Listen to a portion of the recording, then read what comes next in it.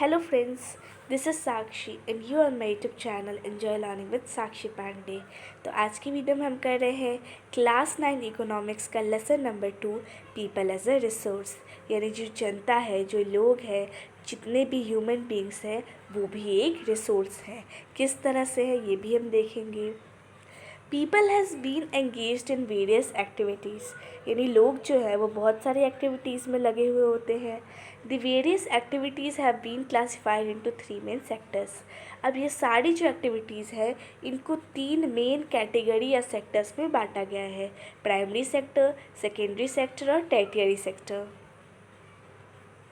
सबसे पहले हम देखते हैं कि प्राइमरी जो सेक्टर है उसमें कौन कौन सी एक्टिविटीज़ आ जाती हैं। तो इसमें आ जाता है agriculture, forestry, animal husbandry, fishing, poultry farming और क्वायरिंग। अब देखते हैं कि प्राइमरी सेक्टर होता क्या है। The primary sector of the economy is the sector of an economy making direct use of natural resources. यानी ये जो प्राइमरी सेक्टर है वो एक ऐसा इकोनॉमी सेक्टर है जो कि जितने भी नेचुरल रिसोर्सेज हैं उनको डायरेक्ट यूज़ करता है। जैसे कि एग्रीकल्चर, फॉरेस्ट्री, फिशिंग, माइनिंग, सब में हम क्या कर रहे हैं, जो हमारे नेचुरल रिसोर्स है उन्हें डायरेक्टली यूज़ कर रहे हैं। It includes agriculture and allied activities, mining and quarrying। यानी इसमें आ जाता है एग्रीकल्चर, जो भी अलाइड एक्टिविटीज़ होती है, जो भी माइनिंग या क्वायरिंग होती है। अब हम आते हैं secondary activities. Manufacturing is included in the secondary sector. यानी सेकेंडरी सेक्टर में आ जाता है हमारा मैन्युफैक्चरिंग, ठीक है। अब इसके बाद आता है हमारा टर्टियरी एक्टिविटीज़। तो इसमें आ जाता है trade, transport, communication, banking, education, health services and insurance. अभी हमने पढ़ा कि सेक्टर्स जो है मेनली 3 है, प्राइमरी सेक्टर, सेकेंडरी सेक्टर और टर्टियरी सेक्टर। प्राइमरी सेक्टर यानी कि agriculture, animal husbandry, fishing, forestry, poultry farming और माइनिंग। जबकि जो सेकेंडरी सेक्टर है उसमें आ जाता है क्वायरिंग और मैन्युफैक्चरिंग। उसके बाद आता है हमारे टर्टियरी सेक्टर, तो जिसमें आ जाता है trade, transport, banking, education, tourism, health, insurance और कम्युनिकेशन। अब यहाँ पे एक एग्जाम्पल लिया गया है, आपके एनसीईआरटी में आप पढ़ेंगे तो आपको पता चलेगा पीचेस का एग्जाम्पल।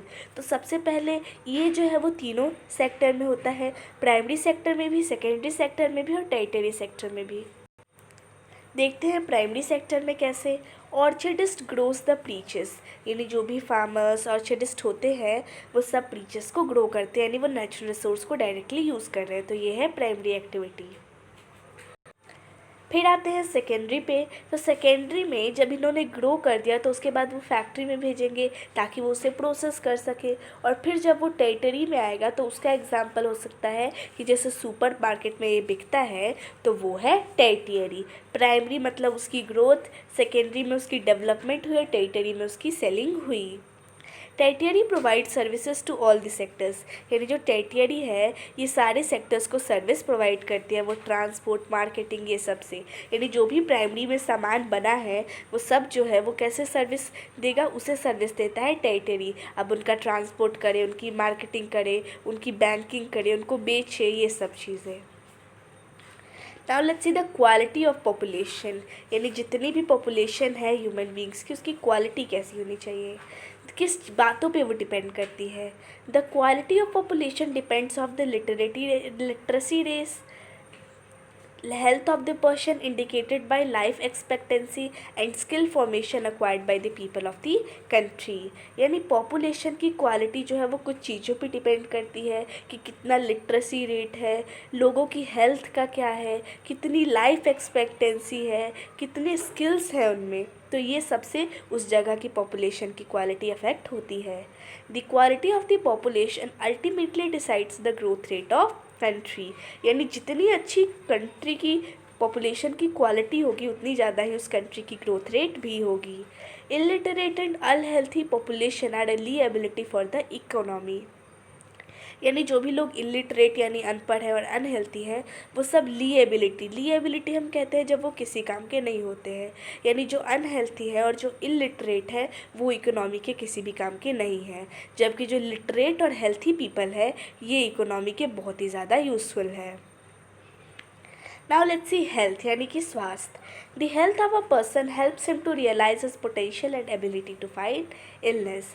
यानी जो इंसान की हेल्थ होती है वो उसे ये रियलाइज़ करने में मदद करती है कि कितना पोटेंशियल है उसमें और साथ ही साथ इलनेस से फाइट करने की कितनी एबिलिटी है. An unhealthy person becomes a liability for an organization indeed. यानी जो भी इंसान अनहेल्थी है वो किसी भी ऑर्गेनाइजेशन में हो उसके लिए वो किसी काम का नहीं है.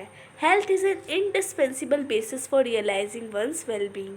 यानी हेल्थ जो है वो बहुत ही इम्पॉर्टेंट बेसिस है किसी भी इंसान का वेल बींग जानने के लिए. Improvement of the health status of the population has been priority of the country. यानी जितनी भी पॉपुलेशन है एक कंट्री में उसकी हेल्थ को कैसे इम्प्रूव किया जाए ये कंट्री की पहली प्रायोरिटी है. Our national policy too aims at improving the accessibility at healthcare, family welfare and nutritional services with a special focus on the underprivileged segment of people. यानी जो हमारी नेशनल पॉलिसी है उसमें भी कुछ ऐसे लॉज हैं, ऐसे रूल्स हैं जिससे हम हेल्थ केयर को इम्प्रूव कर सके, फैमिली वेलफेयर को इंश्योर कर सके, लोगों तक अच्छा खाना पहुंचा सके. और ये सब हम जो लोग अंडर प्रिविलेज यानी जिन्हें प्रिविलेज नहीं मिल पाते हैं उन लोगों के लिए किया जाता है. यानी it is the work of government to ensure the health of the population. फिर आते हैं एजुकेशन पे. Education is an important input for the growth of economical passion of a country. यानी एजुकेशन जो है वो किसी भी कंट्री के इकोनॉमिकल पैशन के ग्रोथ के लिए बहुत ही ज़्यादा इम्पॉर्टेंट है. It open new horizon for him, provided new aspiration and developed values for life. यानी किसी भी इंसान के पास एजुकेशन है तो उसके लिए बहुत सारे दरवाजे खुल जाते हैं, उसके अंदर नई एस्पिरेशन हो जाती है और लाइफ के डेवलप्ड वैल्यूज़ उसमें इन्हांस होते हैं. Educated people contribute the growth of society also. अभी जो पढ़े लिखे लोग होते हैं ये सोसाइटी की ग्रोथ में भी कंट्रीब्यूट करते हैं. और अगर ये पढ़े लिखे हैं तो नेशनल इनकम को इन्हांस करते हैं, कल्चरल रिचनेस को इन्हांस करते हैं और साथ ही साथ गवर्नेंस की एफिशिएंसी को भी इंक्रीज़ करते हैं. Human being is a positive asset and a precious national resource which needs to be cherished, nurtured and developed with tenderness and care. यानी human being जो है वो एक positive asset है, वो बहुत ही ज़्यादा important है in the form of a resource. Now let's see Gillen and Gillen define. Unemployment is a condition in which a person is able and willing to work normally, dependent upon his earning to provide the necessities of life for himself and family is unable to obtain gainful employment.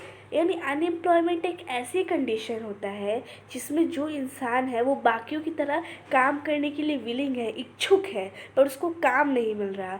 वो अपनी life की necessities को fulfil करना चाहता है, interdependent होना चाहता है, ठीक है, खुद पे डिपेंड होना चाहता है, पर वो नहीं हो पाता है. तो ऐसी कंडीशन जिसमें इंसान काम तो करना चाहता है पर वो नहीं कर पाता. इसके बाद एम्प्लॉयमेंट को कुछ टाइप्स होते हैं जिनमें से पहला है डिस्गाइज्ड अनएम्प्लॉयमेंट.